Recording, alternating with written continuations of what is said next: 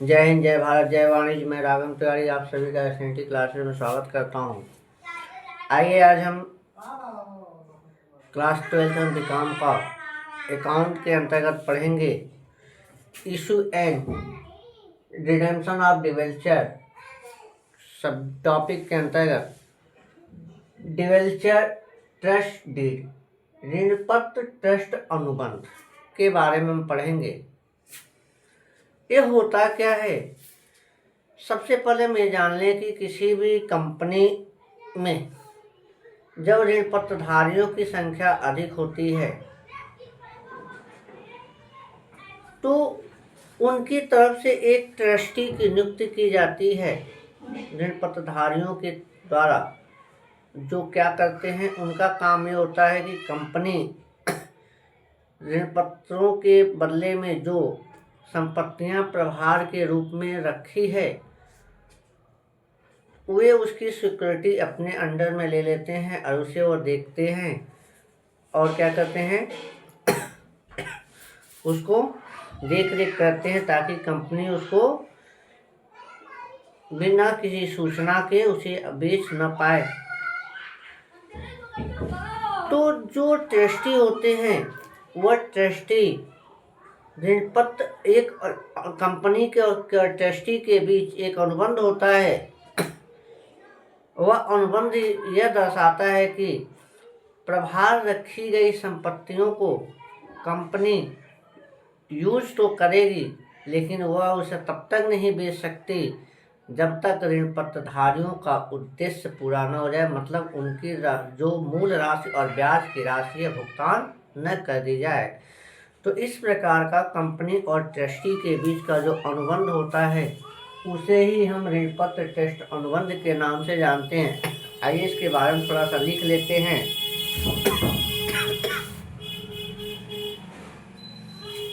जब कंपनी के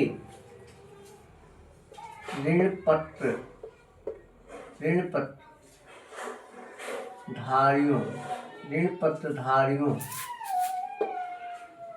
की संख्या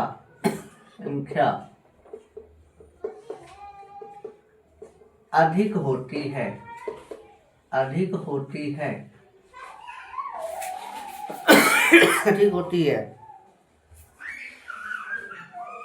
तो वे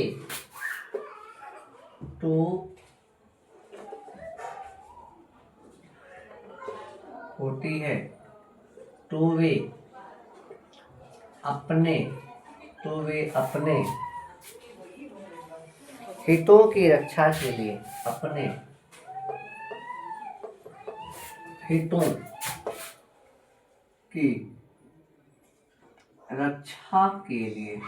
की रक्षा के लिए ऋण ट्रस्टी की नियुक्ति करते हैं। ऋण पत्र ट्रस्टी की नियुक्ति करते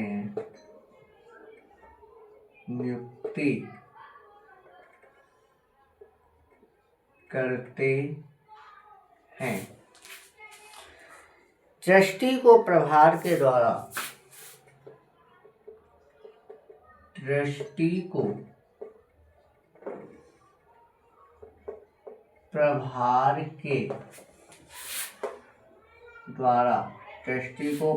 के द्वारा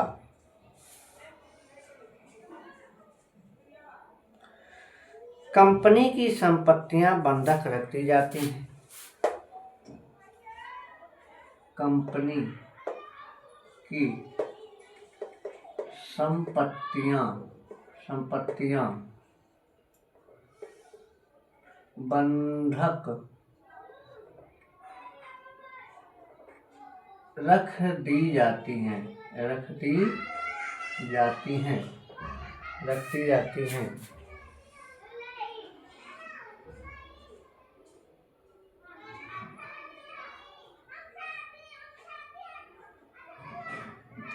इस उद्देश्य की पूर्ति के लिए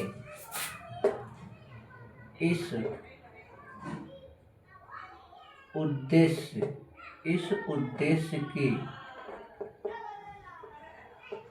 पूर्ति के लिए इस उद्देश्य की पूर्ति के लिए ऋण पत्रधारियों के बदले में ऋण पत्रधारियों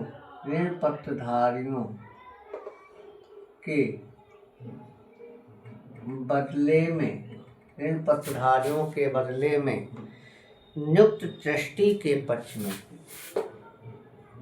नियुक्त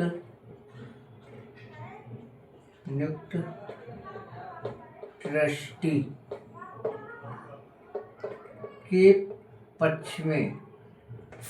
के पक्ष में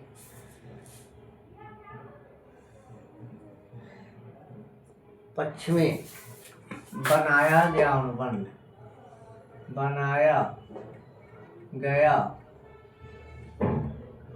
अनुबंध क्या कहलाता है? ऋण पत्र ट्रस्ट अनुबंध कहलाता है। ऋण पत्र ट्रस्ट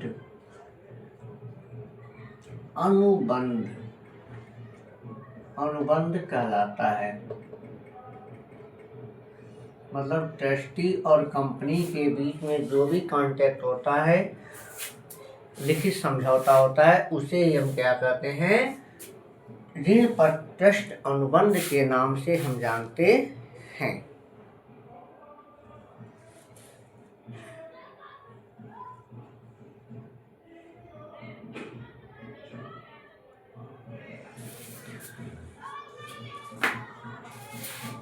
अब आइए हम देखते हैं कंपनी अधिनियम 2013 और ऋण पत्रों का निर्गमन। कंपनी अधिनियम 2013 और ऋण पत्रों का निर्गमन।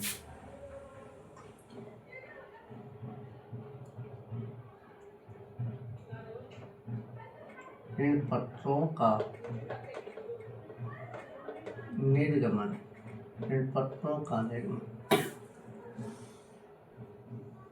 कंपनी अधिनियम 2013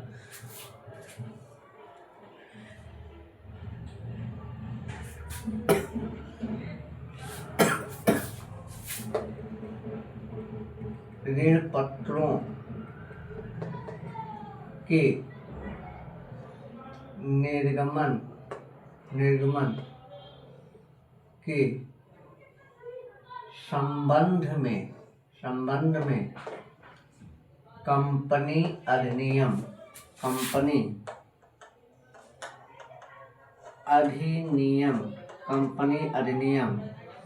2013 की धारा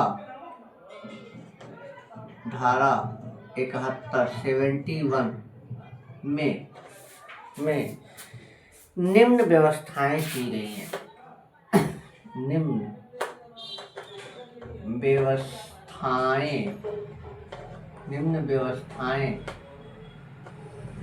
की गई है। मतलब क्या क्या प्रावधान किया गया है, किस कंडीशन में? पहला कंडीशन है ऋण पत्रों का निर्गमन। लिख लेते हैं तब समझाते हैं। ऋण पत्रों का निर्गमन। दूसरा है मतदान अधिकार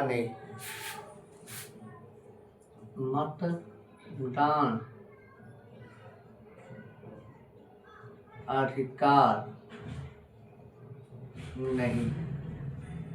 तीसरा है सुरक्षित ऋण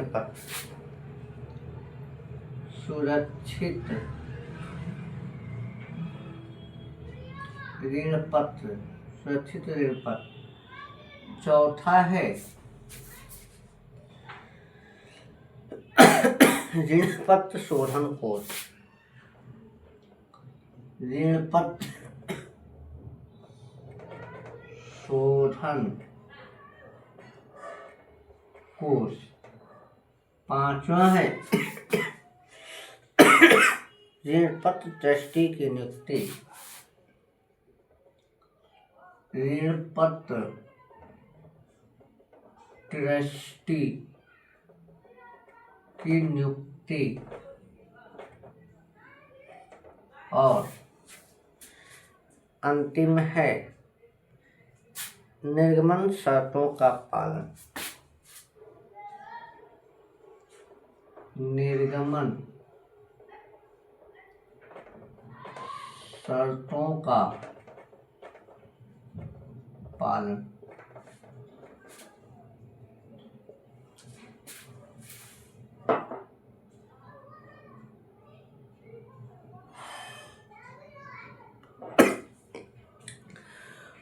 भारतीय कंपनी अधिनियम 2013 की धारा 71 ये कहता है कि कोई भी कंपनी ऋण पत्रों के निर्गमन करते समय निम्न शर्तों को ध्यान में रखेगी। पहला शर्त यह है कि ऋण पत्रों का निर्गमन वह कर सकती है, ठीक है, लेकिन ऐसे ऋण पत्र को निर्गमन करेगी जिसे वह एक निश्चित अवधि के बाद समता अंशों में या अन्य प्रतिभूतियों में परिवर्तित कर सके। पहली शर्त ये है। दूसरी शर्त ये है कि मतदान अधिकार नहीं। जो ऋण पत्रधारी होंगे उन्हें कंपनी का सदस्य नहीं माना जाएगा, इसलिए कंपनी की सभाओं में उन्हें मत देने का अधिकार नहीं होगा।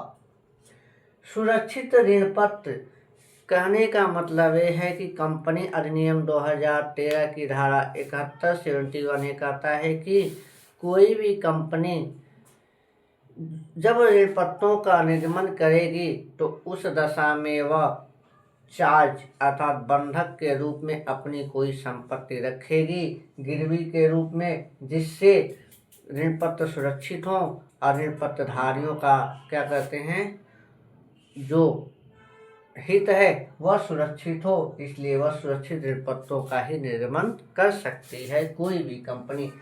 चौथा है ऋण पत्र शोधन कोष। अगर कंपनी ऋण पत्रधारी क्या कहते हैं ऋण पत्र निर्गमन करती है तो ऋण पत्र निर्गमन करने के बाद या करने से पहले उन्हें ऋण पत्रों के शोधन के लिए एक अलग से कोष बनाना होगा, जो अपने लाभ में से बनाया जाएगा, प्रतिवर्ष के लाभ में से बनाया जाएगा, ताकि समय रहते कंपनी के ऋण पत्रों का शोधन अथवा रिडेम्पशन किया जा सके। अगला है ऋण पत्र ट्रस्टी की नियुक्ति। जब भी ऋण पत्र निर्गमन किए जाएंगे कंपनी के द्वारा तो धारा 71 ये कहता है कि सबसे पहले सुरक्षित ऋण पत्र निर्गमन होंगे। वे सुरक्षित ऋण पत्र कैसे होंगे? संपत्ति प्रभार के रूप में रखी जाएगी और संपत्ति प्रभार के रूप में रखने के लिए सबसे पहले एक ट्रस्टी की नियुक्ति होगी जो उस प्रभार रखी संपत्ति की देख रेख करेगा और ऋण पत्रधारियों के हितों के बारे में बात करेगा। अगला है निर्गमन शर्तों का पालन।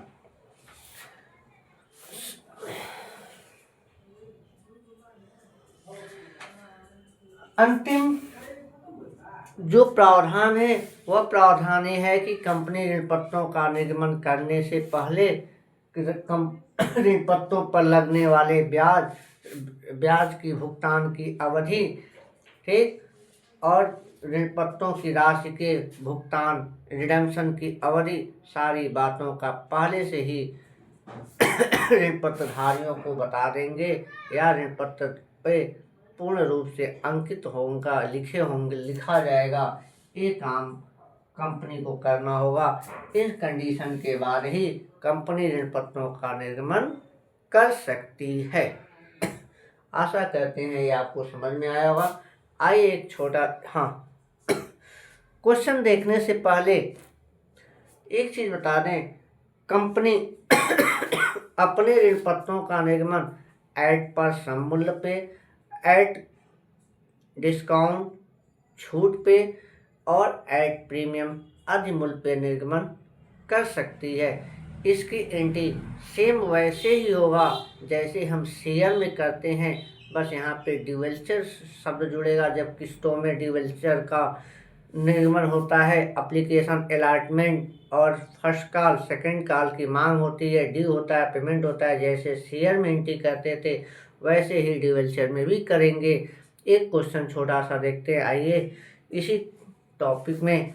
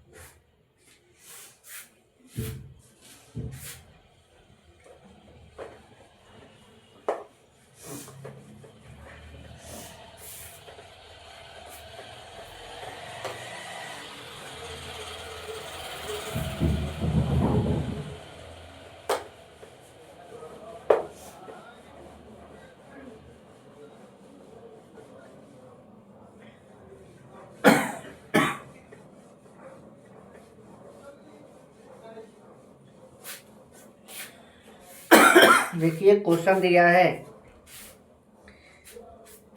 एक क्वेश्चन है इशू ऑफ 1000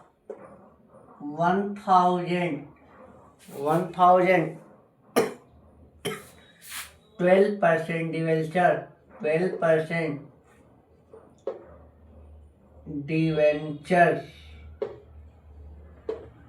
एट पर सम मूल्य पर निर्गमन किया जा रहा है कंपनी के द्वारा, जिसमें एप्लीकेशन मांगा जा रहा है। एप्लीकेशन मांगा जा रहा है कितने रुपए? 10 रुपीज।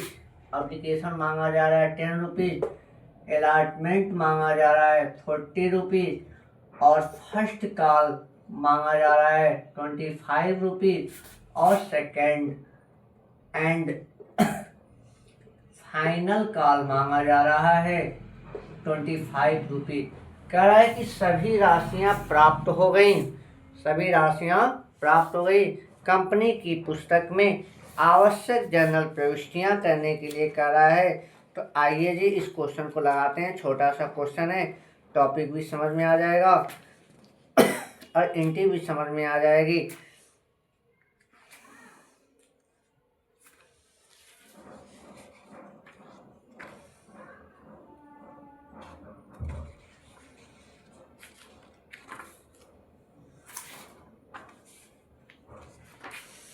चलिए जी, सबसे पहले हम क्या लिखेंगे? पहले तो जर्नल का जो कॉलम होता है उस कॉलम को बनाते हैं। यहाँ देखिए एरियर ओरियर भी नहीं है, सिंपल क्वेश्चन है। तो सबसे पहले हम लिखते हैं, क्या लिखेंगे? डेट। क्या लिखेंगे? डेट। उसका लिख लेते हैं पार्टिकुलर। पार्टिकुलर पार्टिकुलर के बाद मेरा क्या आता है? LF आता है, लेजर प्रेसिडेंट नंबर। और उसके बाद यहाँ पे अमाउंट आता है, अमाउंट।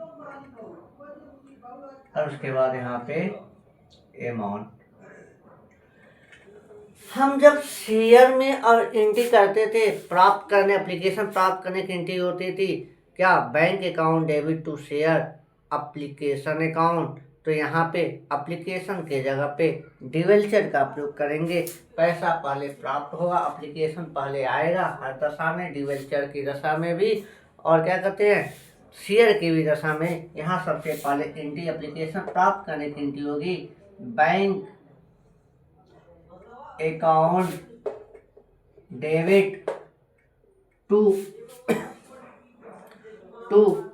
12% डिवेंचर्स 12% डिवेंचर्स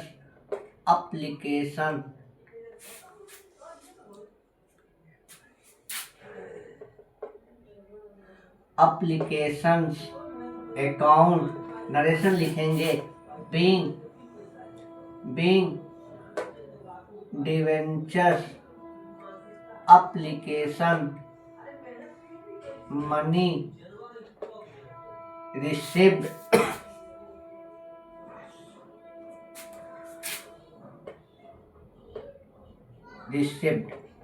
कितना 10 रुपए 1,000 के हिसाब से कितना हो गया 10,000 रुपए 10,000 रुपए 10 रुपए मांगने हैं और कितने पे 1,000 डिवेंचर पे तो 10 गुणे 1,000 मेरा 10,000 रुपए डिवेंचर मेरा एप्लीकेशन रिसीव हो गया। जब शेयर का एप्लीकेशन का पैसा मिल जाता था तो उसे हम ट्रांसफर करते थे शेयर कैपिटल में, तो एंट्री बनती थी share application account debit to share capital account. यहाँ ठीक वही होगा, उल्टा हो जाएगा। शेयर यहाँ लिखेंगे debenture application account debit to debenture account, ठीक है ना, डिवेंचर में ट्रांसफर करेंगे तो एंट्री बनेगी। यहाँ परसेंटेज शो करते हैं 12% debenture 12% debentures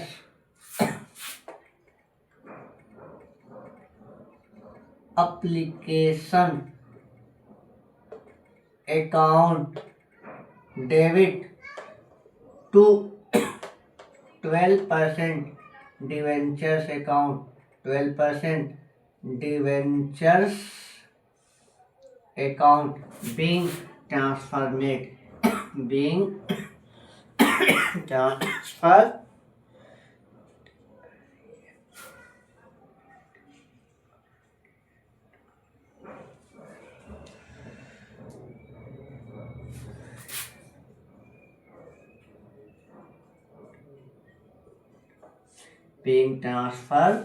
made debenture account में हमने ट्रांसफर कर दिया। कितना का ट्रांसफर कर दिए 10,000 मिला था, 10,000 रुपये हमने ट्रांसफर कर दिया। सिंपल नरेशन के साथ चलते हैं। अब क्या करेंगे, एप्लीकेशन हो गया।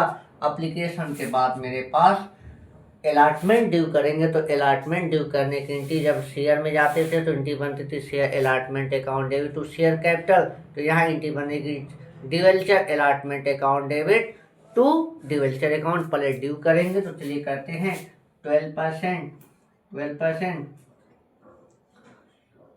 Debenture 12% debenture allotment account debit to 12% debentures account लिखेंगे बीइंग डिवेंचर्स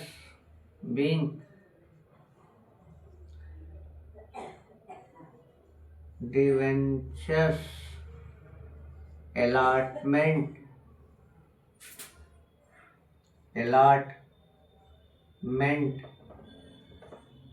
मनी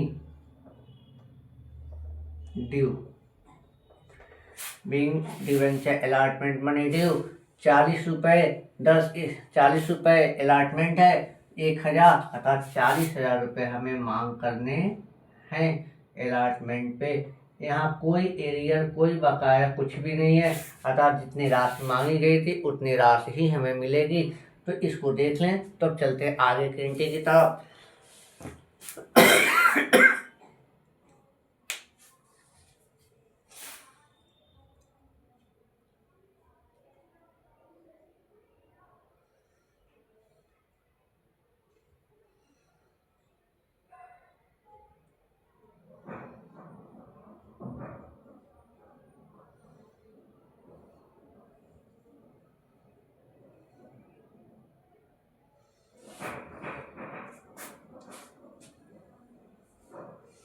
अब चलते हैं आगे।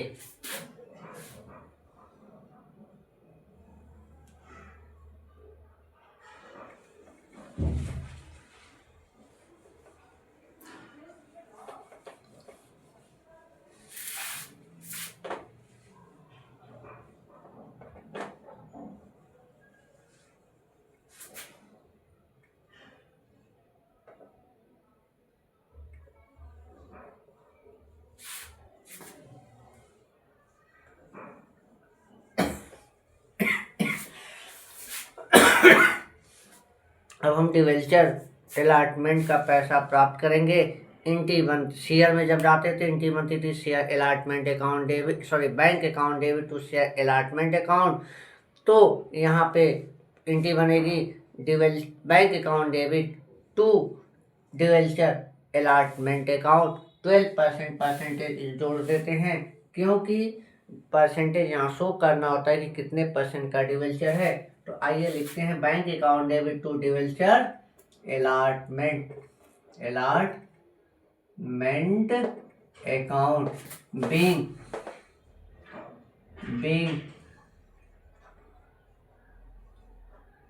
Debentures allotment money received। कितने का है? 40,000 मांग किए थे, 40,000 रुपये हमें प्राप्त हो गया। अब आइए हम चलते हैं फर्स्ट कॉल पे मांग करेंगे। जब हम फर्स्ट कॉल मांग करते हैं शेयर में 20 बनती थी share first call account debit to share capital account. तो यहाँ जब मांग करेंगे तो 20 बनेगी शेयर क्या कहते हैं debenture first call account debit to debenture account. तो चलिए ड्यू करते हैं तो 20 बनेगी 12% debentures 10% debentures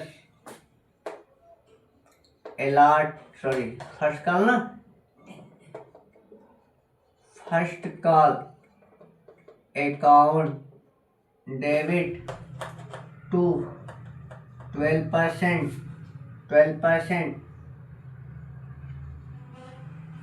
debentures account being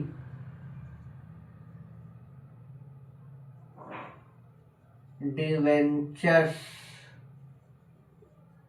first call money due। 25 रुपए मांगने हैं 1,000 शेयर पे डिवेंचर पे, हमें कितना मिलेगा 25,000 रुपए। हम क्या करेंगे ड्यू कर लिए। अब हम क्या करेंगे प्राप्त करेंगे। शेयर पे हम मांगते थे bank account debit to share first call, तो यहाँ पे करेंगे bank account debit to debenture first call account. लिखेंगे यहाँ पे bank account debit to 12% debentures first call account being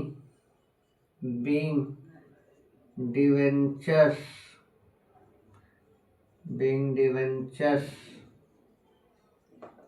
first call money received.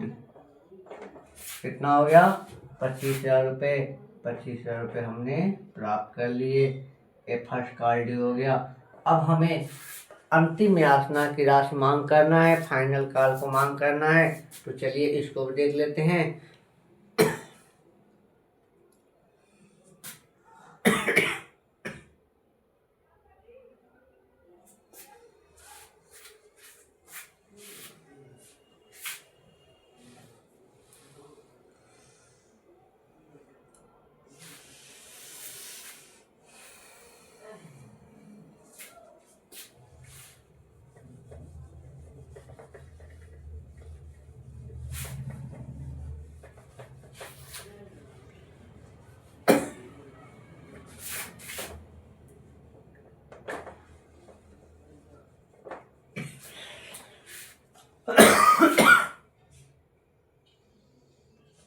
चलिए अब फाइनल कॉल हम मांग करते हैं। तो फाइनल कॉल जब शेयर में मांग करते थे एट पर पे एंट्री बनती थी share second and final call account debit to share capital account. यहाँ पे एंट्री बनेगी debenture second and final call account debit to debenture account, तो चलिए लिखते हैं 12% debentures, 12% debentures, second and final call account debit to 12% debentures account being debentures second and final call money due. 25 रुपये मांगने थे 1000 डिवेंचर पे, तो 25,000 मेरा हो गया। एक छोटा सा क्वेश्चन है, एक जुड़ना। अब प्राप्त करेंगे, एंट्री होती थी bank account debit to share capital account, bank account debit to share final call account. Entry बनती थी कब? शेयर कैपिटल शेयर वाले में, तो यहाँ एंट्री बनेगी bank account debit to share second and final call account. तो आइए बनाते हैं, लिखेंगे bank account debit, bank account debit to 12% debentures, 12% debentures second and final call account being debenture final call money received, कितने का? 25,000 रुपये। 25,000 रुपये हमें प्राप्त हो गया। इस तरह से छोटा सा क्वेश्चन सॉल्व हुआ। आशा करते हैं एट पर से संबंधित जर्नल एंट्री आपको समझ में आ गई होगी। अगले वीडियो में अगले टॉपिक के साथ मिलते हैं। तब तक के लिए जय हिंद, जय भारत, जय वाणिज्य।